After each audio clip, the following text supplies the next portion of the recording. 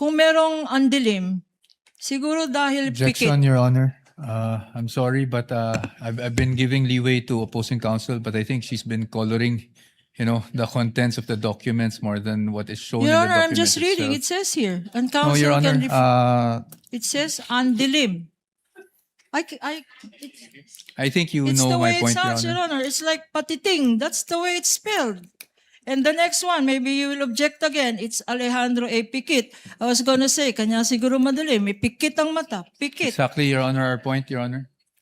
Pick it. Counsel for the panel of prosecutors. I think you know what the counsel for the respondent is talking about. Yes. Kindly Yun. proceed accordingly. In the name of Mary Grace Piatos for 70,000 pesos. Tell us, Mr. Witness, ano ba talagang ibig sabihin ng acknowledgement receipt? Well, kapag sinabing acknowledgement, actually wala siyang provision dun sa joint circular, pero ito kasi ay parang proof of na-receive noong payee yung binayad sa kanya. So, acknowledgement receipt, as the name suggests, acknowledges na na-receive. Na-receive niya yung payment from the payor po. So, ina-acknowledge ng isang Mary Grace Piatos na tumanggap siya ng magkano? Based from this acknowledgement receipt po, tumanggap po si Mary Grace Piatos ng 70,000 pesos for the payment of rewards, close and open parenthesis, medicines. Ano, bakit dalawa to?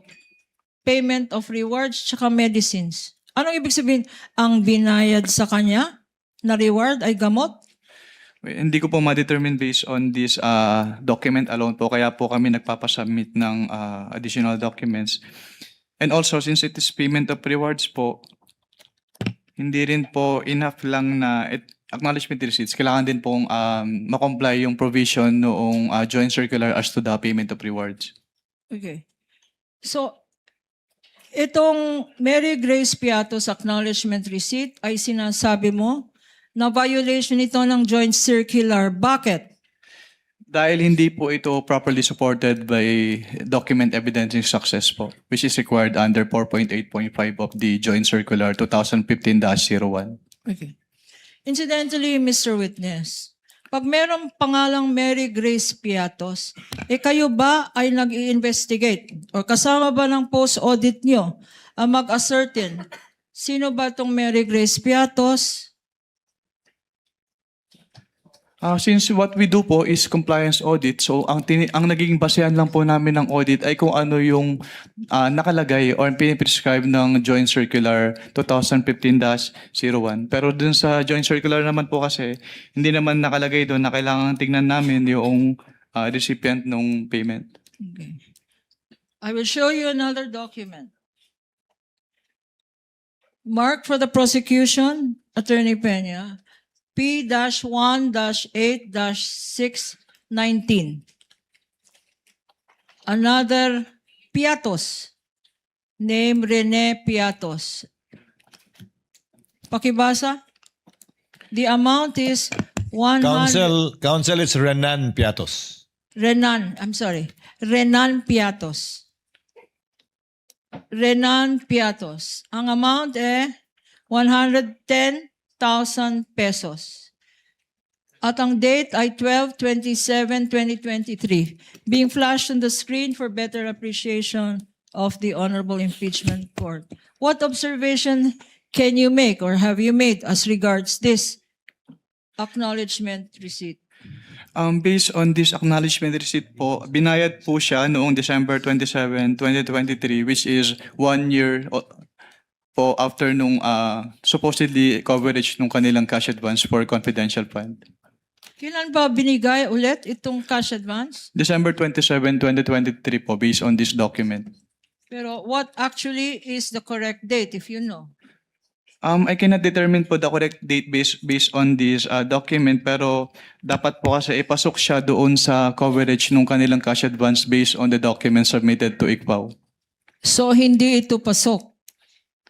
Yes, ma'am. Based on this document, yung period of payment, yung date of payment po ay hindi pasok doon sa coverage nung kanilang cash advance. Anong tawag doon? Yung hindi pasok? Discrepancy?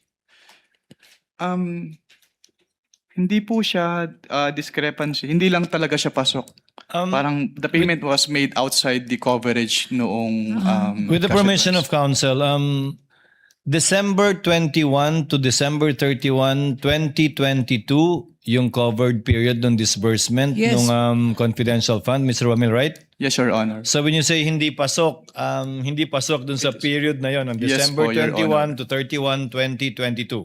Yes po, Your Honor. Dahil 2023 nakalagay na taon, supposedly. Tama?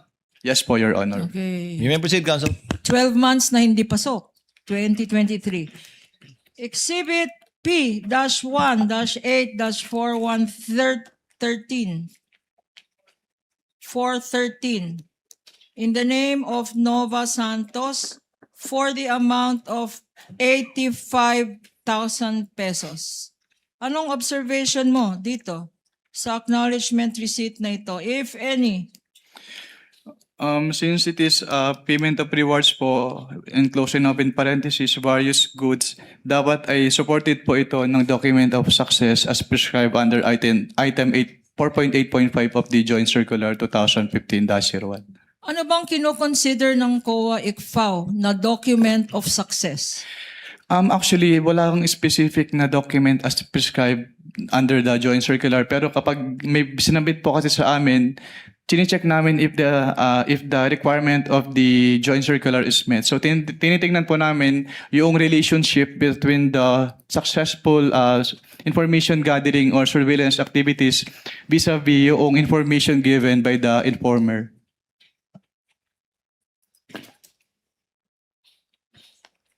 I'll show you now.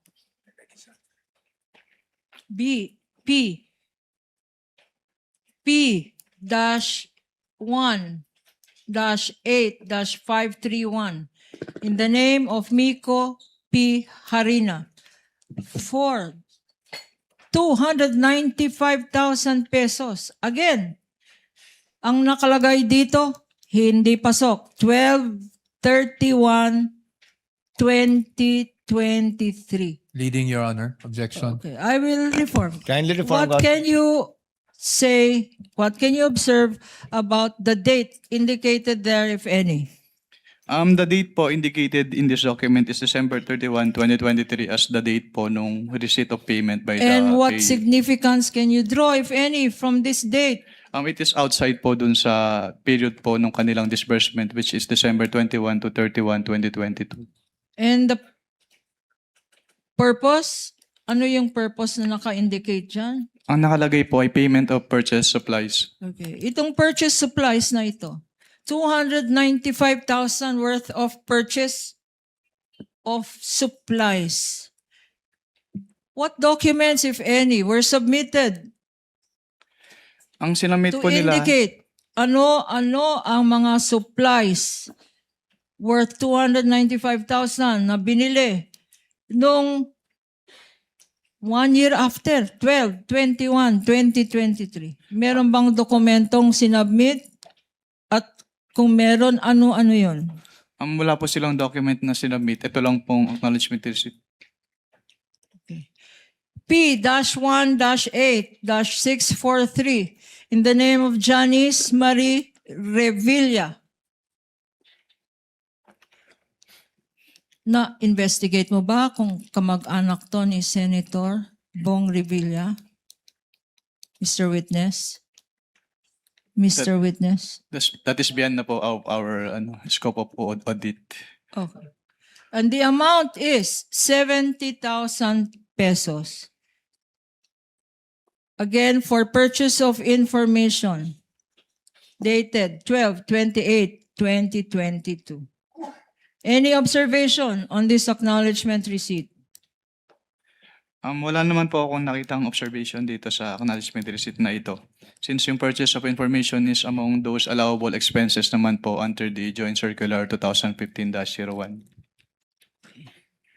Patiting. P-1-8567 for 150,000 pesos. 12/23/2022. Parang hindi katiting ito. patiting for purchase of information. Ang observation mo? Any observation?